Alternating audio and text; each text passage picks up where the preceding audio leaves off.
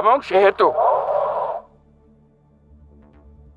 বাংলাদেশের জনগণ যুক্তিসঙ্গত সময়ে আয়োজিতব্য অবাধ ও সুষ্ঠু ও নিরপেক্ষ একটি নির্বাচনের মাধ্যমে গঠিত জাতীয় সংসদে প্রতিশ্রুত প্রয়োজনীয় সাংবিধানিক সংস্কারের মাধ্যমে দেশের মানুষের প্রত্যাশা, বিশেষত তরুণ প্রজন্মের আকাঙ্ক্ষা অনুযায়ী আইনের শাসন ও মানবাধিকার, দুর্নীতি, শোষণমুক্ত, বৈষম্যহীন ও মূল্যবোধ সম্পন্ন সমাজ এবং গণতান্ত্রিক রাষ্ট্র ব্যবস্থা প্রতিষ্ঠার অভিপ্রায় ব্যক্ত করেছে।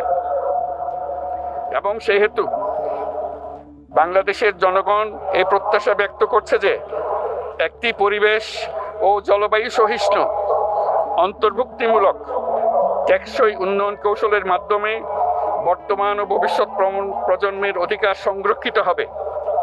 এবং সেহেতু বাংলাদেশের জনগণ এই অভিপ্রায় ব্যক্ত করছে যে ছাত্র গণঅভ্যুত্থানের 2024-এর উপযুক্ত রাষ্ট্রীয় সাংবিধানিক স্বীকৃতি প্রদান করা হবে এবং পরবর্তী নির্বাচনে নির্বাচিত সরকারের সংস্কারকৃত সংবিধানের তফসিলে এই ঘোষণাপত্র সন্নিবেশিত করা হবে। এবং 5ই আগস্ট 2024 সালে গণঅভ্যুত্থানে বিজয়ী বাংলাদেশের জনগণের আকাঙ্ক্ষার প্রতিফলন হিসেবে এই ঘোষণা প্রণয়ন করা হলো।